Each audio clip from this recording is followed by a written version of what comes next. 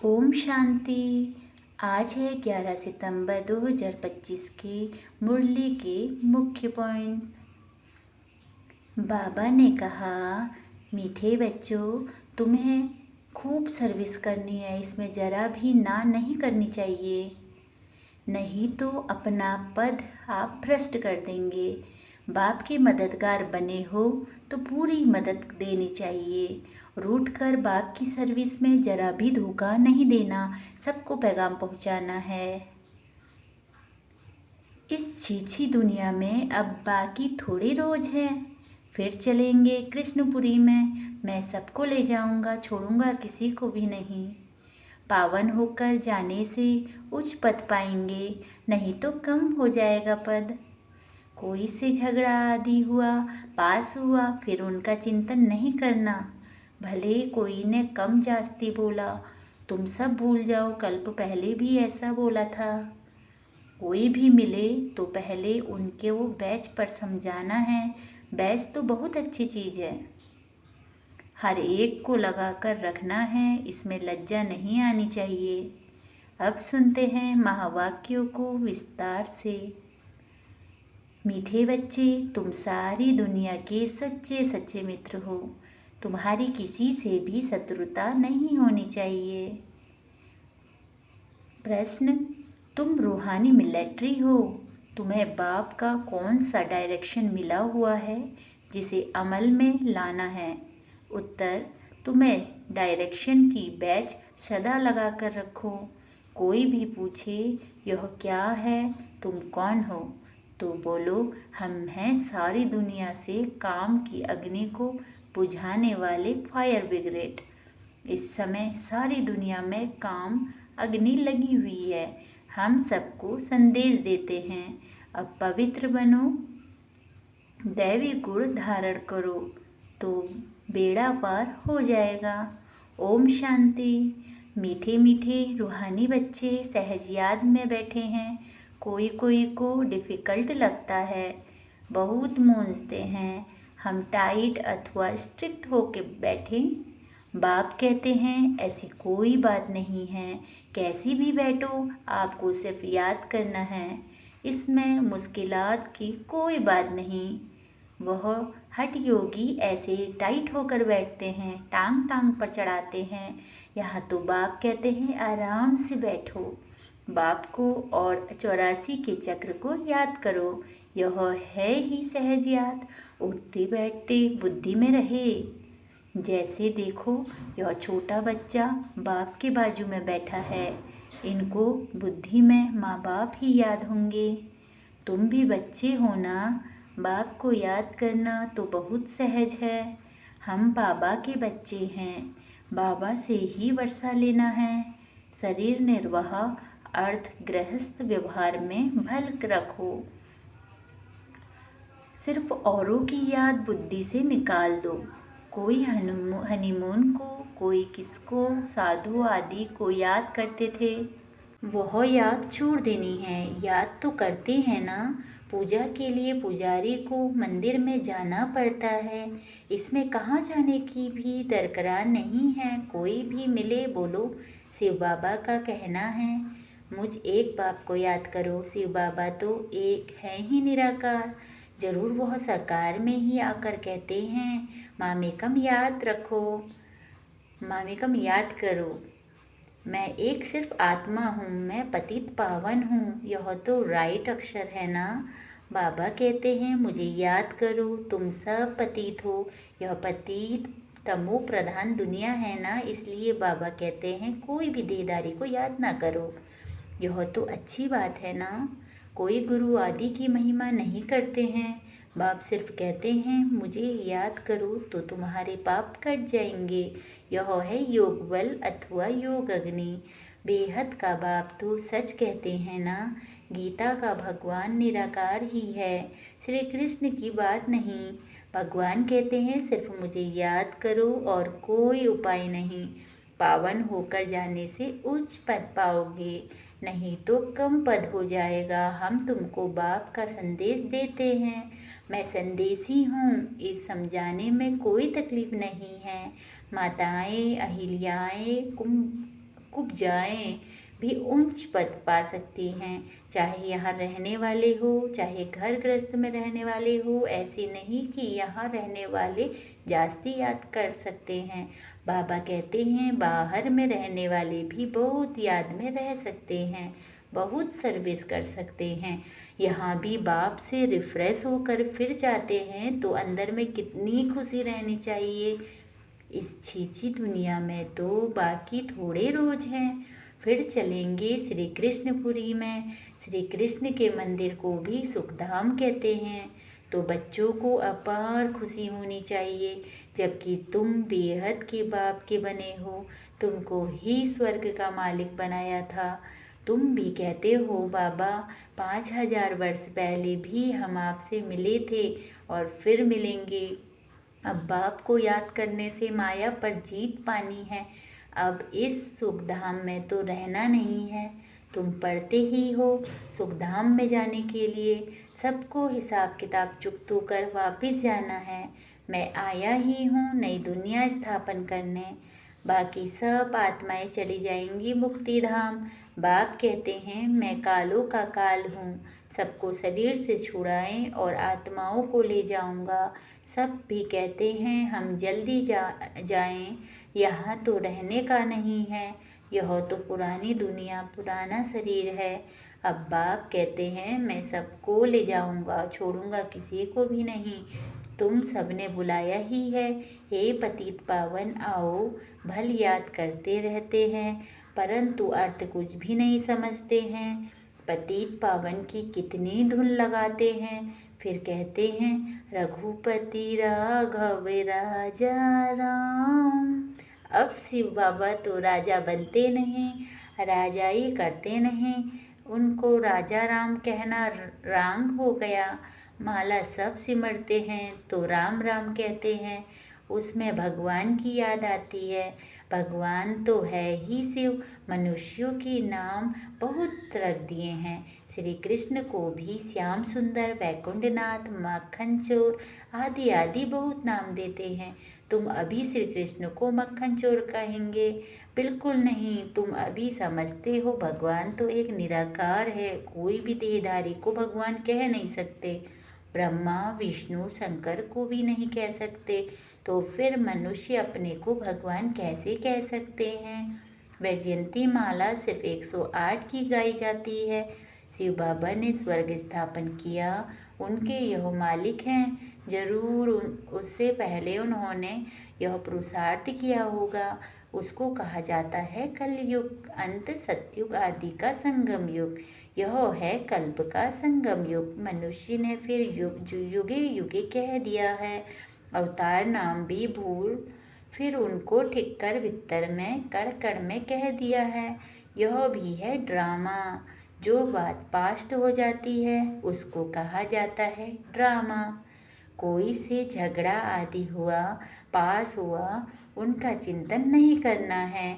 अच्छा, कोई ने कम जास्ती बोला, तुम उनको भूल जाओ। कल्प पहले भी ऐसा बोला था। वह बातें याद रहने से फिर बिगड़ते रहेंगे। वह बात फिर कभी नहीं बोलो। तुम बच्चों को सर्विस तो करनी है ना।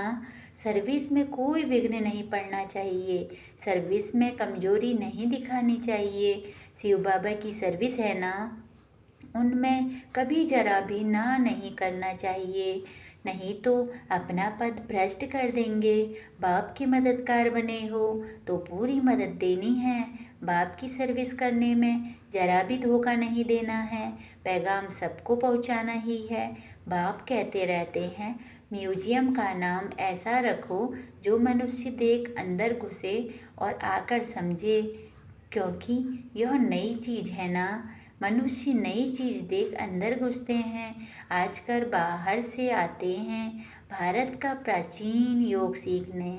अब प्राचीन अर्थात पुराने ते पुराना, वह तो भगवान का ही सिखाया हुआ है, जिसको 5000 वर्ष हुए। सतयुग त्रेता में योग होता नहीं, जिससे सिखाया वह तो चला गया। फिर जब 5000 वर्ष बाद आए तब ही आकर राजयोग सिखाए। प्राचीन अर्थात 5000 वर्ष पहले भगवान ने सिखाया था। वही भगवान फिर संगम पर ही आकर राजयोग सिखलाएंगे, जिससे पावन बन सकते हैं। इस समय तो तत्व भी तमो प्रधान है। पानी भी कितना नुकसान कर देता है, उपद्रव होते रहते हैं। पुरानी दुनिया में, सतयुग में उपद्रव की बात ही नहीं, वहाँ तो प्रकृति दासी बन जाती है। यहाँ प्रकृति दुश्मन बनकर दुख देती है। इन लक्ष्मी नारायण के राज्य में दुख की बात नहीं थी। सतयुग था, अभी फिर वह स्थापन हो रहा है। बाप प्राचीन राजयोग सिखा रहे हैं, फिर 5000 वर्ष बाद सिखाएंगे। जिसका पाठ है वही बजाएंगे। बेहद का बाप भी पाठ बजा रहे हैं। बाप कहते हैं, मैं इनमें प्रवेश कर स्थापना कर चला जाता हूँ। हाहाकार के बाद फिर जय जयकार हो जाती है। पुरानी दुनिया खत्म हो जाएगी। इन लक्ष्मी नारायण का राज्य था तो पुरानी दुनिया नहीं थी। 5000 वर्ष की बात है, लाखों वर्ष की बात हो नहीं सकती। तो बाप कहते हैं, और सब बातों को छोड़ इस सर्विस में लग जाओ, अपना कल्याण करने में। रूट कर सर्विस में धोखा नहीं देना चाहिए। यह है ईश्वरीय सर्विस। माया के तूफान बहुत आएंगे, परंतु बाप की ईश्वरीय सर्विस में धोखा नहीं देना है।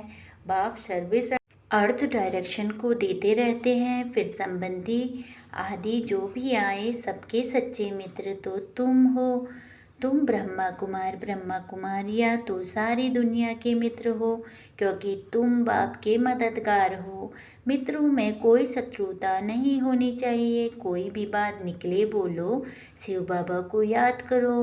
बाप की श्रीमत पर लग जाना है, नहीं तो अपना नुकसान कर देंगे। ट्रेन में तुम आते हो, वहाँ तो सब फ्री है। सर्विस का बहुत अच्छा चांस है। बैच तो बहुत अच्छी चीज़ है, हर एक को लगा कर रखना है। कोई पूछे आप कौन हो, तो बोलो हम हैं फायर ब्रिगेड। जैसे वह फायर ब्रिगेड होते हैं आग को बुझाने के लिए, तो इस सारी सृष्टि में काम अग्नि में सब जले हुए हैं। अब बाप कहते हैं, काम महाशत्रु पर जीत पहनो। बाप को याद करो, पवित्र बनो। दैवी गुण धारण करो तो बेड़ा पार है। यह बैच श्रीमत से ही तो बने हैं। बहुत थोड़े बच्चे हैं जो बैच पर सर्विस करते हैं। बाबा मुरलियों में कितना समझाते रहते हैं, हर एक ब्राह्मण के पास बैच होना चाहिए। कोई भी मिले उनको इस पर समझाना है। यह है बाबा, इनको याद करना है। हम सरकार की महिमा नहीं करते। सर्व का सद्गति दाता एक ही निराकार बाप है, उनको याद करना है। याद के बल से ही तुम्हारे पाप कट जाएंगे, फिर अंतमति सुगति हो जाएगी, दुख धाम से छूट जाएगी, फिर तुम विष्णुपुरी में आ जाएंगे। कितनी बड़ी खुशखबरी है। लिटरेचर भी दे सकते हो। बोलो, तुम गरीब हो तो फ्री दे सकते हैं। साहूकारों को तो पैसा देना ही चाहिए, क्योंकि यह तो बहुत छपाने होते हैं। यह चीज़ ऐसी है जिसमें तुम फकीर से विश्व का मालिक बन जाएंगे। समझानी तो मिलती रहती है ना। कोई भी धर्म वाला हो, बोलो वास्तव में तुम आत्मा हो। अपने को आत्मा समझ बाप को याद करो। सब विनाश सामने खड़ा है, अब विनाश सामने खड़ा है। यह दुनिया बदलने वाली है। शिव बाबा को याद करेंगे तो विष्णुपुरी में आ जाएंगे। बोलो, यह आपको करोड़ों पद्मों की चीज़ देते हैं। बाबा ने कितना समझाया है। बैच पर सर्विस करनी है, परंतु बैच लगाते नहीं, लज्जा आती है। ब्राह्मणियाँ जो पार्टी लेकर आती हैं अथवा कहाँ ऑफिस आदि में अकेली जाती हैं, तो यह बैच ज़रूर लगाना चाहिए। जिसको तुम इन पर समझाएंगे वह बहुत खुश होंगे। बोलो, हम एक बाप को ही मानते हैं, वही सबको सुख शांति देने वाला है। उनको याद करो। पतित आत्मा तो जा ना सके। अभी यह पुरानी दुनिया बदल रही है। ऐसे ऐसे रास्ते में सर्विस करते आना चाहिए, तुम्हारा नाम बहुत होगा। बाबा समझते हैं शायद लज्जा आती है। जो बैच पहन सर्विस नहीं करते हैं, एक तो बैच सीढ़ी का चित्र अथवा त्रिमूर्ति गोला और झाड़ का चित्र साथ में हो। आपस में बैठ एक दो को समझाओ तो इकट्ठा हो जाएंगे। पूछेंगे यह क्या है, बोलो। शिव बाबा इनके द्वारा यह नई दुनिया स्थापन कर रहे हैं। अब बाप कहते हैं मुझे याद करो, पवित्र बनो। अपवित्र तो वापस जा नहीं सकेंगे। ऐसी मीठी मीठी बातें सुनानी चाहिए तो खुशी से सब सुनेंगे, परंतु कोई की बुद्धि में बैठता नहीं। सेंटर पर क्लास में जाते हो तो भी बैच लगा रहे। मिलिट्री वालों को यहाँ बिल्ला बैच लगा रहता है, उनको कभी लज्जा आती है क्या? तुम भी रूहानी मिलिट्री हो ना। बाप डायरेक्शन देते हैं, फिर अमल में क्यों नहीं लाते? बैच लगा रहे तो शिव बाबा की याद भी रहेगी। हम शिव बाबा के बच्चे हैं। दिन प्रतिदिन सेंटर्स भी खुलते जाएंगे, कोई ना कोई निकल आएंगे। कहेंगे फलाने शहर में आपकी ब्रांच नहीं है, बोलो। कोई प्रबंध करें, मकान आदि का निमंत्रण दे तो हम आकर सर्विस कर सकते हैं। हिम्मते बच्चे, मदद दे बाप। बाप तो बच्चों को ही कहेंगे सेंटर खोलो, सर्विस करो। यह सब शिव बाबा की दुकान है ना, बच्चों द्वारा चला रहे हैं। अच्छा, मीठे मीठे सिकीलते बच्चों प्रति माता पिता बाप दादा का याद प्यार और गुड मॉर्निंग। रूहानी बाप की रूहानी बच्चों को नमस्ते। नमस्ते बाबा नमस्ते, सदा रहो हंसते, सदा रहो हंसाते। मीठे मीठे सिकिलते बच्चों को गुड मॉर्निंग। धारणा के लिए मुख्य सार। पहला, कभी आपस में रूठकर सर्विस में धोखा नहीं देना है, विघ्न रूप नहीं बनना है, अपनी कमजोरी नहीं दिखानी है, बाप का पूरा पूरा मददगार बनना है। दूसरा, कभी कोई से झगड़ा आदि हुआ, पास हुआ, उनका चिंतन नहीं करना है। कोई ने कम जास्ती बोला, तुमको उनको भूल जाओ। कल्प पहले भी ऐसा बोला था, वह बात फिर कभी बोलो भी नहीं। वरदान है आज का, शांति के दूत बन। सर्व को शांति का संदेश देने वाले मास्टर, शांति शांति दाता भव। शांति के दूत बन, सर्व को शांति का संदेश देने वाले मास्टर, शांति शक्ति दाता भव। आविष्कार, आप बच्चे शांति के मैसेंजर, शांति की दूत हो। कहाँ भी रहते सदा अपने को शांति का दूत समझकर चलो। शांति के दूत हैं, शांति का संदेश देने वाले हैं। इससे स्वयं भी शांत स्वरूप शक्तिशाली रहेंगे और दूसरों को भी शांति देते रहेंगे। वह अशांति दे, आप शांति दो। वह आग लगाए, आप पानी डालो। यही आप शांति के मैसेंजर, मास्टर, शांति शक्ति दाता बच्चों का कर्तव्य है। आज का स्लोगन है, जैसे आवाज़ में आना सहज लगता है, वैसे आवाज़ से परे जाना भी सहज हो। जैसे आवाज़ में आना सहज लगता है, वैसे आवाज़ से परे जाना भी सहज हो। अव्यक्त इशारे। अब लगन की अग्नि को प्रज्वलित कर योग को ज्वाला रूप बनाओ। अब लगन की अग्नि को प्रज्वलित कर योग को ज्वाला रूप बनाओ। योग में सदा लाइट हाउस और माइट हाउस की स्थिति का अनुभव करो। ज्ञान है लाइट और योग है माइट। ज्ञान और योग दोनों शक्तियाँ लाइट और माइट संपन्न हो, इसको कहते हैं मास्टर सर्वशक्तिमान। ऐसी शक्तिशाली आत्माएं किसी भी परिस्थिति को सेकंड में पार कर लेती है। ओम शांति। शुक्रिया बाबा, शुक्रिया, शुक्रिया बाबा।